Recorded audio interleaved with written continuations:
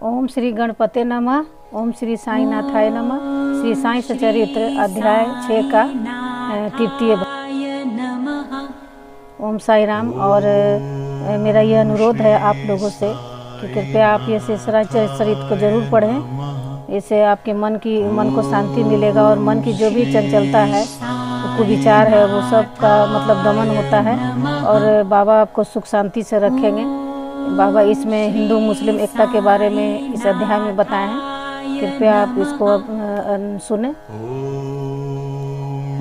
उर्स का रामनवमी के त्यौहार में समन्वय। सब कार्यक्रम इसी तरह उत्तम प्रकार से चलता रहा और मेले का महत्व शनै शनै बढ़ता ही गया। सन 1911 में एक परिवर्तन हुआ। एक भक्त कृष्णराव जोगेश्वर भीष्म श्री साई सगु उपासना के लेखक अमरावती के दादा साहेब खापर्ले के साथ मेले के एक दिन पूर्व सीडी के दीक्षित बाड़े में ठहरे। जब वे दलान में लेटे हुए विश्राम कर रहे थे तब उन्हें एक कल्पना सूझी। इसी समय श्री लक्ष्मण राव उपनाम काका महाजनी पूजन सामग्री लेकर मस्जिद की ओर जा रहे थे। उन दोनों में विचार विनिमय होने लगा और उन्होंने सोचा कि सीडी में उस वह मेला ठीक रामनवमी के दिन ही भरता है। इसमें अवश्य ही कोई गूढ़ रहस्य निहित है। रामनवमी का दिन हिंदुओं को बहुत ही प्रिय है। कितना अच्छा हो यदि रामनवमी उत्सव अर्थात श्री राम का जन्म दिवस का भी श्री गणेश कर दिया जाए। काका महाजनी को यह विचार रुचिकर प्रतीत हुआ। अब मुख्य कठिनाई हरिदास के मिलने की थी, जो इस शुभ अवसर पर कीर्तन व ईश्वर गुणानुवाद कर सके। परंतु भीष्म ने इस समस्या को हल कर दिया। उन्होंने कहा कि मेरा सचरित्र राम आख्यान, जिसमें राम जन्म का वर्णन है, तैयार हो चुका है। मैं उसका ही कीर्तन करूंगा और तुम हारमोनियम पर साथ करना तथा राधा कृष्ण माई सुठवाड़ा सोठ और शक्कर मिश्र चूर्ण तैयार कर देगी। तब वे दोनों शीघ्र ही बाबा की स्वीकृति प्राप्त करने हेतु मस्जिद को गए। बाबा तो अंतर्यामी थे, उन्हें तो सब ज्ञात था कि बाड़े में क्या क्या हो रहा है। बाबा ने महाजनी से प्रश्न किया कि वहाँ क्या चल रहा था। इस आकस्मिक प्रश्न से महाजनी घबरा गए और बाबा के शब्दों का अभिप्राय न समझ सकने के कारण वे स्तब्ध होकर खड़े रह गए। तब बाबा ने भीष्म से पूछा कि क्या बात है। भीष्म ने रामनवमी उत्सव मनाने का विचार बाबा के समक्ष प्रस्तुत किया तथा स्वीकृति देने की प्रार्थना की। बाबा ने भी सहर्ष अनुमति दे दी। सभी भक्त हर्षित हुए और राम जन्मोत्सव मनाने की तैयारियां करने लगे। दूसरे दिन रंग बिरंगी झंडियों से मस्जिद सजा दी गई। श्रीमती राधा कृष्ण माई ने एक झूला लाकर बाबा के आसन के समक्ष रख दिया और फिर उत्सव प्रारंभ हो गया।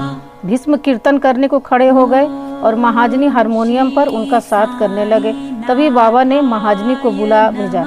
यहाँ महाजनी शंकित थे कि कहीं बाबा उत्सव मनाने को आज्ञा देंगे भी या नहीं। परंतु जब वे बाबा के समीप पहुँचे तो बाबा ने उनसे प्रश्न किया, यह सब क्या है, यह झूला क्यों रखा गया है।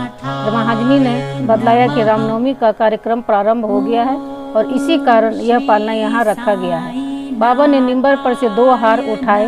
उसमें से एक हार तो उन्होंने काका जी के गले में डाल दिया तथा दूसरा भीष्म के लिए भेज दिया। अब कीर्तन प्रारंभ हो गया था। कीर्तन समाप्त हुआ तब श्री राजा राम की उच्च स्वर से जय जयकार हुई। कीर्तन के स्थान पर गुलाल की वर्षा की गई। जब हर कोई प्रसन्नता से झूम रहा था तब अचानक ही एक गरजती हुई ध्वनि उनके कानों में पड़ी। वस्तुतः जिस समय गुलाल की वर्षा हो रही थी तो उनके कुछ कण अनायास ही बाबा की आंख में चले गए। तब बाबा एकदम क्रुद्ध होकर उच्च स्वर में अशब्द कहने व कोसने लगे। यह दृश्य देखकर सब लोग भयभीत होकर सिटपिटाने लगे। बाबा के स्वभाव से भली भांति परिचित अंतरंग भक्त भला इन अशब्दों का कब बुरा मानने वाले थे। बाबा की इन शब्दों तथा वाक्यों को उन्होंने आशीर्वाद समझा। उन्होंने सोचा कि आज राम का जन्मदिन है, अतः रावण का नाश, अहंकार एवं दुष्ट प्रवृत्तियां रूपी राक्षसों के संहार के लिए बाबा को क्रोध उत्पन्न होना सर्वथा उचित ही है। इसके साथ साथ उन्हें यह विदित था कि जब कभी भी सीडी में कोई नवीन कार्यक्रम रचा जाता था तब बाबा इसी प्रकार कुपित हो ही जाया करते थे। इसीलिए वे सब स्तब्ध ही रहे। इधर राधा कृष्णा माई भी भयभीत थी कि कहीं बाबा झूला न तोड़ फोड़ डाले। इसीलिए उन्होंने काका महाजनी से झूला हटाने के लिए कहा, परंतु बाबा ने ऐसा करने से उन्हें रोका। कुछ समय पश्चात बाबा शांत हो गए और उसी दिन की महापूजा और आरती का कार्यक्रम समाप्त हो गया। इसके बाद काका महाजनी ने बाबा से झूला उतारने की अनुमति मांगी। परंतु बाबा ने अस्वीकृत करते हुए कहा कि अभी उत्सव संपूर्ण नहीं हुआ है। अगले दिन गोपाल काला उत्सव मनाया जाएगा, जिसके पश्चात बाबा ने झूला उतारने की आज्ञा दे दी। उत्सव में दही मिश्रित पोहा एक मिट्टी के बर्तन में लटका दिया जाता है और कीर्तन समाप्त होने पर वह बर्तन फोड़ दिया जाता है और प्रसाद के रूप में वह पोहा सबको वितरित कर दिया जाता है, जिस प्रकार की श्री कृष्ण ने ग्वालों के साथ किया था। रामनवमी उत्सव इसी तरह दिन भर चलता रहा। दिन के समय 2 ध्वजों का जुलूस और रात्रि के समय चंदन का जुलूस बड़ी धूमधाम और समारोह के साथ निकाला गया। इस समय के पश्चात ही उर्स रामनवमी में परिवर्तित हो गया। अगले वर्ष सन 1912 से रामनवमी के कार्यक्रम में की सूची में वृद्धि होने लगी। श्री राधा कृष्णा माई ने चैत्र की प्रतिपदा से राम नाम सप्ताह प्रारंभ कर दिया। लगातार दिन रात 7 दिन तक भागवत नाम लेना नाम सप्ताह कहलाता है। सब भक्त इसमें बारी बारी से भाग लेते थे। वे भी प्रातःकाल सम्मिलित हो जाया करती थी। देश के सभी भागों में रामनवमी का उत्सव मनाया जाता है।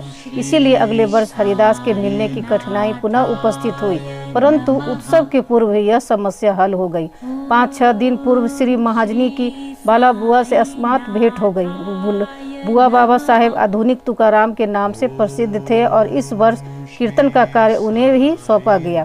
अगले वर्ष सन 1913 में श्री हरिदास सतारा जिले के बाला बुआ सतारकर बृहद सिद्ध करवटे ग्राम में प्लेग के प्रकोप होने के कारण अपने गांव में हरिदास का कार्य नहीं कर सकते थे। इस वर्ष वे शिरडी में आए। काका साहेब दीक्षित ने उन्हें कीर्तन के लिए बाबा से अनुमति प्राप्त की। बाबा ने भी उन्हें यथेष्ट पुरस्कार दिया। सन 1914 से हरिदास की कठिनाई बाबा ने सदैव के लिए हल कर दी। उन्होंने यह कार्य अस्थायी रूप से दासगणु महाराज को सौंप दिया।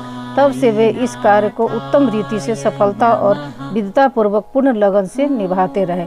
सन 1912 से उत्सव के अवसर पर लोगों की संख्या में उत्तरोत्तर वृद्धि होने लगी। चैत्र शुक्ल अष्टमी से द्वादशी तक शिरडी में लोगों की संख्या में इतनी अधिक वृद्धि हो जाया करती थी मानो मधुमक्खी का छत्ता ही लगा हो। दुकानों की संख्या में वृद्धि हो गई।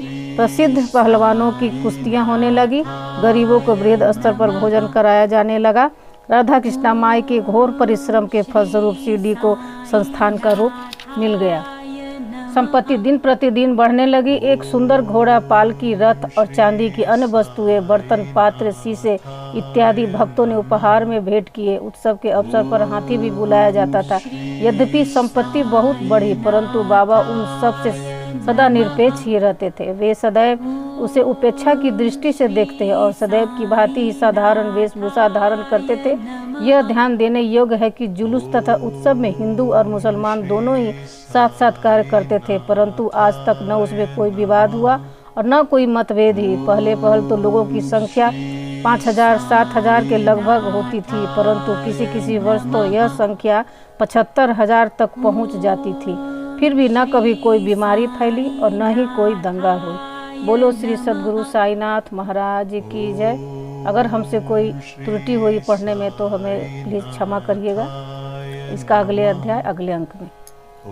और सब्सक्राइब भी करिएगा, कमेंट भी करिएगा और ज़्यादा से ज़्यादा लोगों को आप फॉरवर्ड करिए ताकि श्री साईं चरित्र हर एक घर में बाबा पहुँचे और इसका पठन पाठन हो।